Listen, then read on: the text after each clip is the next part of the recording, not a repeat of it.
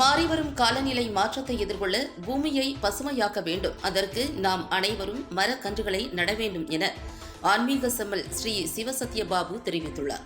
திருமுல்லைவாயில் பகுதியில் சிறந்த சிவனடியார்களில் ஒருவரும் ஸ்ரீ மீனாட்சி சுந்தரேஸ்வரர் உழவார பணி நிர்வாக தலைவருமான ஆன்மீக செம்மல் ஸ்ரீ சிவசத்யபாபு பிறந்தநாள் விழா வெகு விமரிசையாக கொண்டாடப்பட்டது.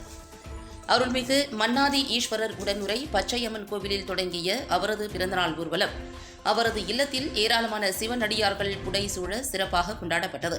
தனது பிறந்தநாளில் வாழ்த்து கூற வந்த சிவனடியார்கள், உறவினர்கள் மற்றும் பொதுமக்களுக்கு அருளாசி கூறிய ஆன்மீக செம்மல் ஸ்ரீ சிவசத்யபாபு, மாறிவரும் காலநிலை மாற்றத்தை எதிர்கொள்ள பூமியை பசுமையாக்க வேண்டும். அதற்கு நாம் அனைவரும் மரக்கன்றுகளை நட வேண்டும் என்றும் சுற்றுச்சூழலை பாதுகாப்பது நம் அனைவரின் கடமை என்றும் தெரிவித்தார்.